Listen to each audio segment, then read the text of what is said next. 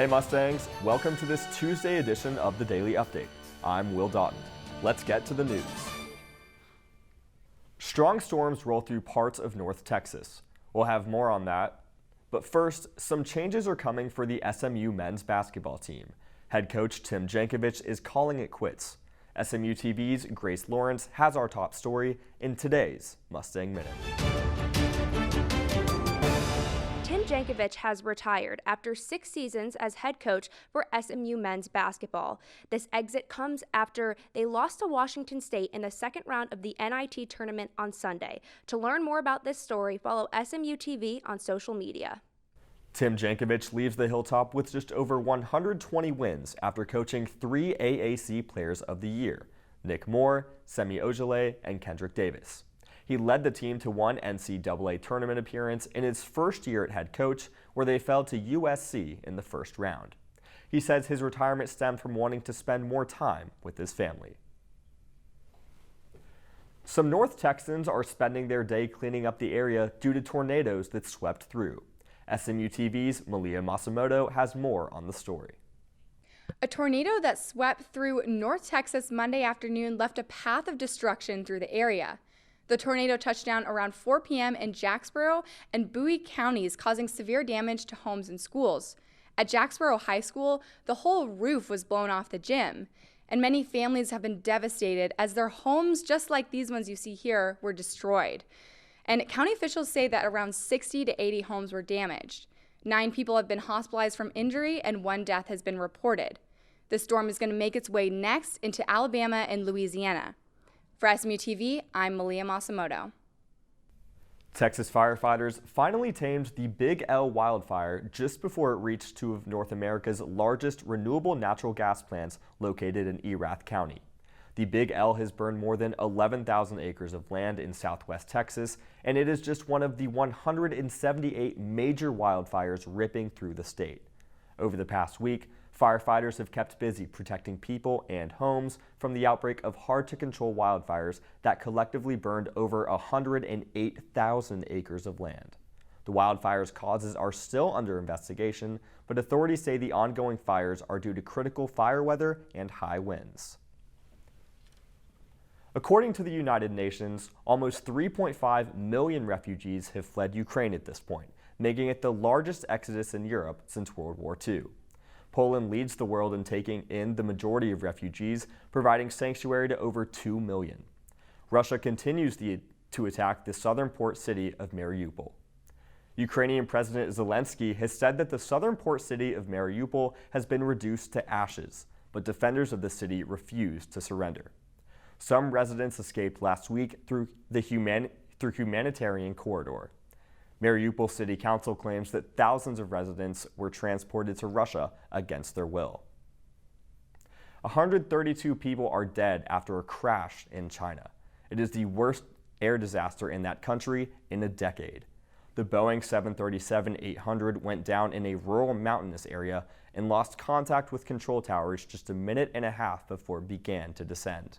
The crash ignited a fire large enough to be seen on NASA satellite images. Both drones and rescue personnel are looking for the black box that holds flight data and a cockpit voice recorder. The plane was traveling at approximately 29,000 feet when it entered a steep dive and plunged nearly 8,000 feet.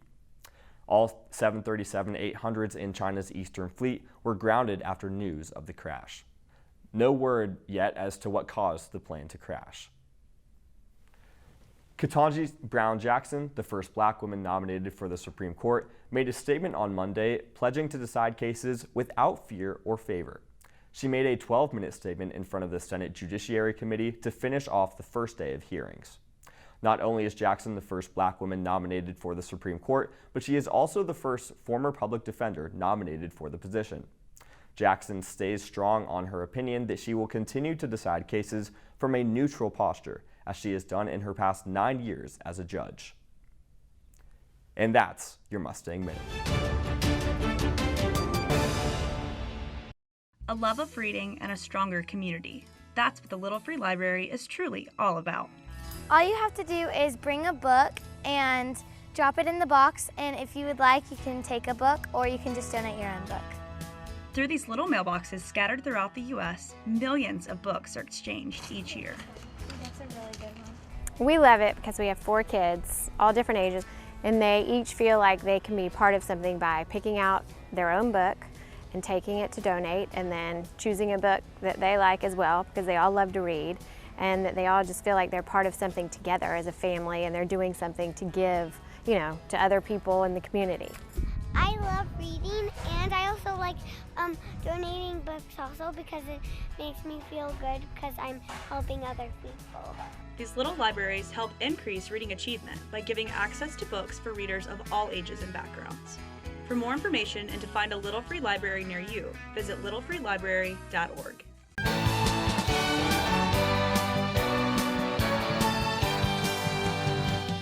Hi Mustangs, I'm Will Daughton here with your 5-day forecast.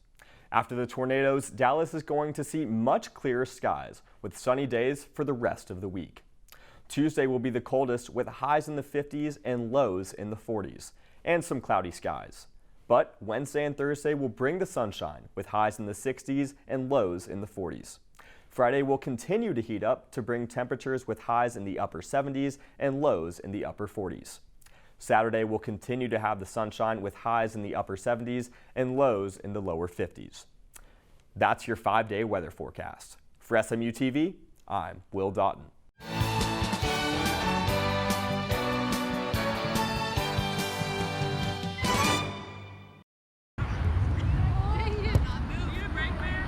Club soccer team officially started 2 years ago, and I think it's come a long way over the years. It's been gaining an interest each season. We had 65 girls out at tryouts this year, which is absolutely amazing, and I think it shows the interest in the club team here.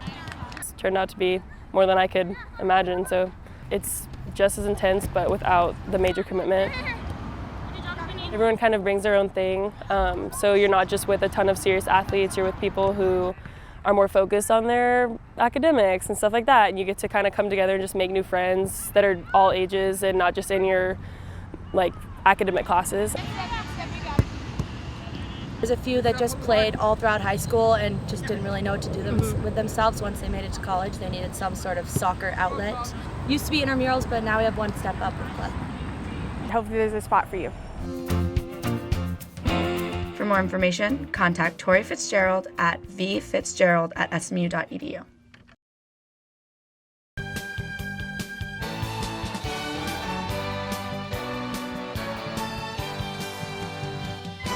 Today is Giving Day on the SMU campus. For 24 hours, students are coming together to support SMU causes and shape brighter futures. SMU invites you to join thousands of Mustangs in giving back to the organizations that matter most to you. Currently, there are over 1,000 donors, and they have raised over $1 million. Let's see how much good we can do in one day. Well, that's all we have for you, Mustangs. Remember, you can find us on Facebook at facebook.com/SMU Television, and follow us on Twitter at SMU TV. If you have any story ideas, shoot us an email, smutv@smu.edu. Thanks for watching this Tuesday edition of the Daily Update. Tune in Wednesday for more news from the Hilltop. Until then, have a great day and pony up. SMU TV and the Division of Journalism want to thank our underwriters, North Park Center in Dallas, Javier's Gourmet Mexicano on Cole Avenue, and Advance ER off West Lovers Lane. We appreciate your support of student media.